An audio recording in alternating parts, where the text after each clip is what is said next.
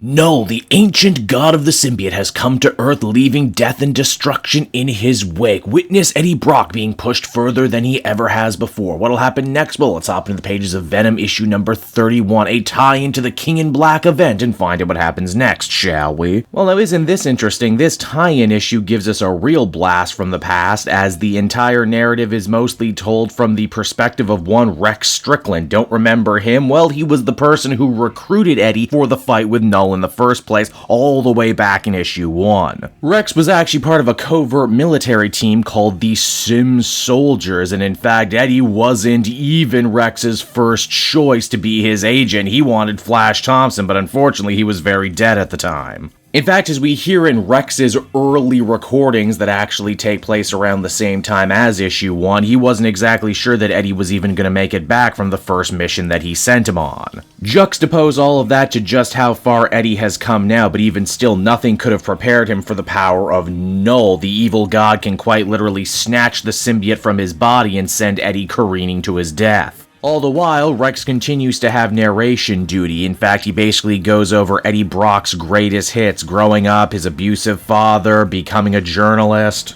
And in a fun little writing flourish, the things Rex says eventually start coinciding with what Eddie is doing on the page, like when Rex starts to turn to the subject of God, Eddie actively starts praying. Not for himself, though. An overarching theme of this Donny Cates Venom book is that Eddie doesn't really care about himself anymore, but he does care about the well-being of his son Dylan, whose entire life has unfortunately revolved around Knull and the craziness that make up the symbiotes, even if he wasn't acutely aware at the time. Speaking of Dylan Brock, as we check back on in with him, he's still in Ezekiel's bunker trying to wait out the worst of the symbiote invasion, and with nothing better to do, he's decided to use his communicator to bug the heroes for an update on what's going on. Oh man, Captain America is totally gonna have Spider-Man's ass for giving this frequency to just anybody. Dylan desperately wants to help, and even though his own unique powers probably mean he's going to be the deciding factor in all of this, the heroes opt to shut him down. So instead, Dylan decides to make the very reckless decision of trying to reach out to his father through the symbiote hive mind.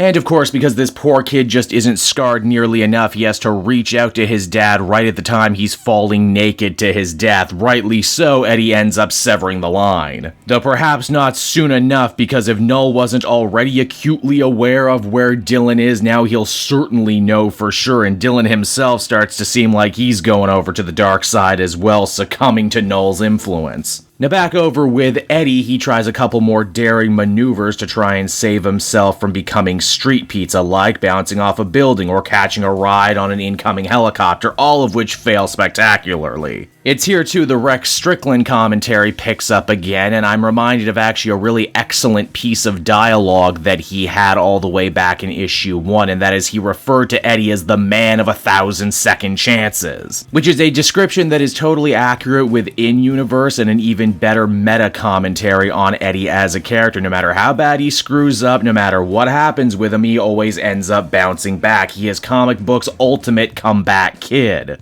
But of course, herein lies the problem with being lucky. Herein lies the problem with second chances. Eventually, luck does run out, and eventually, you don't get a third chance, and that seems to be exactly what's happening to Eddie right now. And it's on that note right there the comic comes to a close, everybody, and so that was Venom issue number 31, and overall it was an odd little tie-in to King in Black. Obviously, I don't expect this story, even though it is the flagship Venom book, to move the story forward in any specific way. But this time, it almost feels like it was written on some kind of dare, like how much story can we actually pull out of Eddie falling for an entire issue, and the answer is, when you're Donny Cates, about 22 pages. In a weird way too, I almost feel like this comic isn't even meant for someone like me who's been following Venom since issue 1. I think it's almost supposed to be a weird attempt to get people up to speed on what's been happening with Eddie as a character and his development for people who are only now jumping on with King in Black.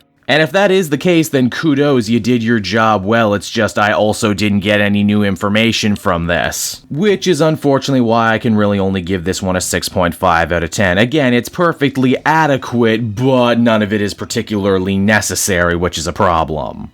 Hey there everyone, it's your old pal Cape Joel again, thanking you so much for watching to the end of the video. I hope you enjoyed it, and if you did, why not check out my Amazon link down in the description. Yes, that's right, the Cape Joel channel officially has its own Amazon storefront now. You can pick up a comic or anything else for that matter, and if you did, you'd really be helping me in the channel. So with that out of the way everyone, I will see you again next time. Bye-bye.